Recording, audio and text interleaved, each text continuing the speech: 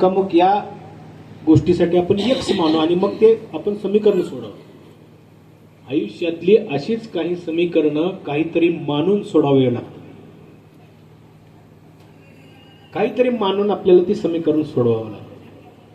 म्हणून असं माना, तुम्ही इथं बसलेले आहात सगळे, असं माना की तुमचा नवरा गेला. मानायचं आपण, एक्स मानलं ना, तुमचा नवरा गेला, तुम्हाला सोडून गेला. कुठे गेला? गेला कुठेतरी लांब, हिमालयात जाऊन राहिला. आता अलीकडं हिमालयात जाऊन राहणाऱ्यांची फॅशन आहे. त्यानं तिकडं गेला, त्यानं दुसरं लग्न केलं असेल, काही केलं असेल, गोसावी झाला असेल, झाला. तुमचं तुमच्या नवऱ्यावर, तुमच्या प्रियकरावरती खरं प्रेम आहे. तुम्ही तुमच्या नवऱ्याची कधीपर्यंत वाट बघू शकाल? कधीपर्यंत? तारुण्य आहे तुमच्या शरीराचं अजूनही, तुम्हाला वाटलं येईल आता तरी, आला नाही. हळूहळू तारुण्य ओसरायला लागलं, अंगावर सुरकुत्या पडायला लागल्या, तुम्हाला वाटलं आता तरी येईल, तरी आला नाही. आता सुरकुत्या पडल्यानंतर म्हातारपण आलं, तुम्हाला वाटलं आता तरी येईल, तरीही तो आला नाही. म्हातारपणानंतर एक जखड म्हातारपण असतं, या याडीला विचारा. म्हातारपणानंतर एक जखड म्हातारपण असतं, जेव्हा आपली सून आपल्याला फेकून भाकरी देते, त्याला जखड म्हातारपण म्हणायचं. तेव्हा तरी तिला वाटतंय की आता तरी येईल, एवढी वर्ष गेलाय, आता तरी येईल, तरीही तो येत नाही.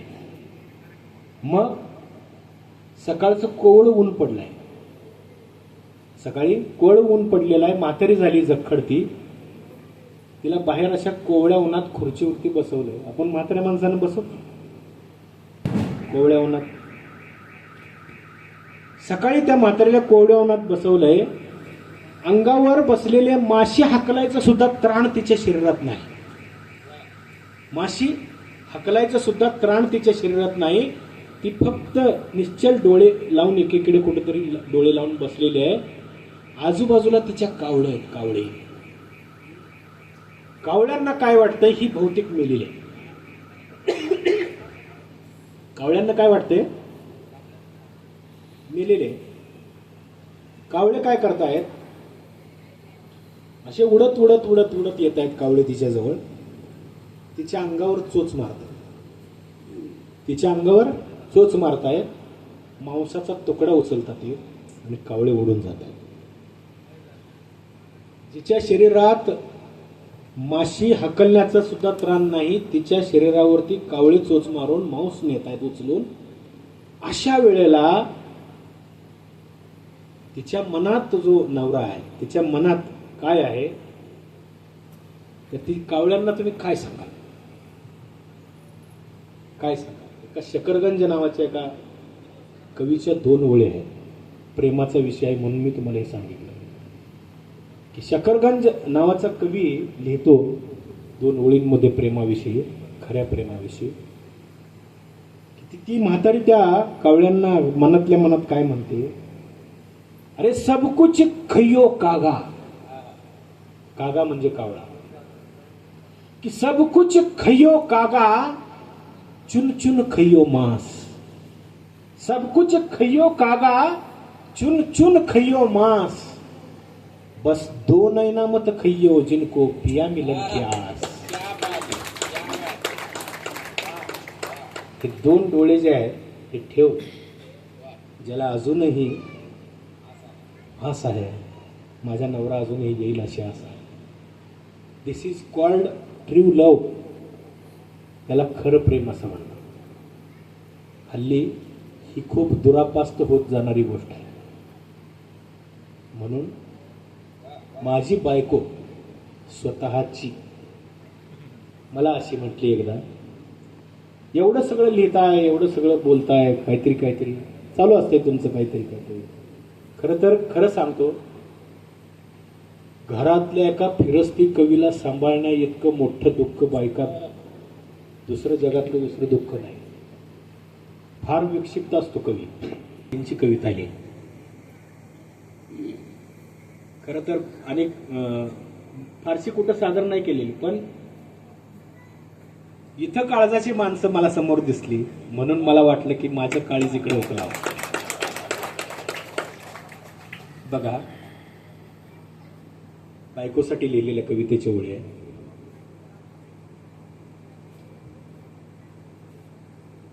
चिंब मनाच्या तळाशी सुन्या सागराची लाट,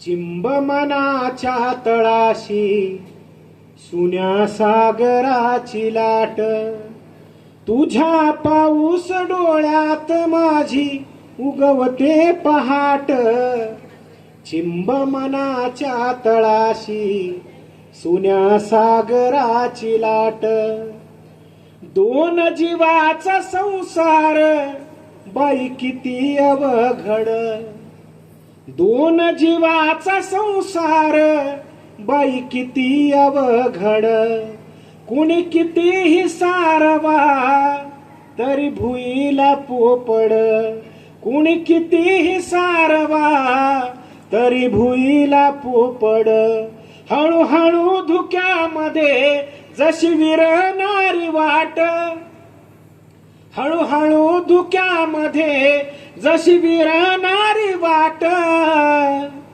तुझ्या पाऊस डोळ्यात माझी उगवते पहाट, चिंब मनाच्या तळाशी सुन्या सागराची लाट, कोण ते गुज बोले हा चंद्र चांदण्याना. चंद्र, प्रेमाच्या कवितेत चंद्र येणार नाही असं नाही होत कवितेचे, कारण चंद्र हा कवीच्या तावडीत सापडलेला एक केविळवाना असा प्राणी आहे. प्रेमामध्ये म्हटलं मगाशी नारायणजींनी म्हटलं की प्रेम झालं की चांदण्या तोडून आणतो, तारा तोडून आणतो, सूर्य तोडून आणतो, चंद्र तोडून आणतो असं सांगावं लागतं, कारण हे थोडंच तोडून आणायचं असतं. म्हणून या ओळी आहे, कोण ते गुज बोले हा चंद्र चांदण्याना, जोडून प्रीत जाते भांबावल्या क्षणाना, कोरड्या विहिरीचा जसा कोरडाच काठ, कोरड्या विहिरीचा जसा कोरडाच काठ, तुझ्या पाऊस डोळ्यात माझी उगवते पहाट, चिंब मनाच्या तळाशी सुन्या सागराची लाट, तू एक झोका घे ग मी तुझा झोका होतो, तू एक झोका घे ग मी तुझा झोका होतो, आरास चांदण्यानी तुझला भरून देतो, आरास चांदण्यानी तुझला भरून देतो,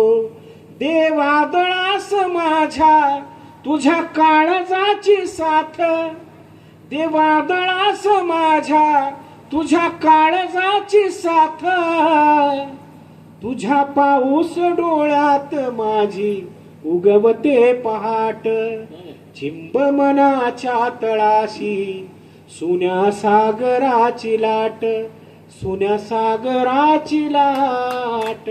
वाह वाह वाह.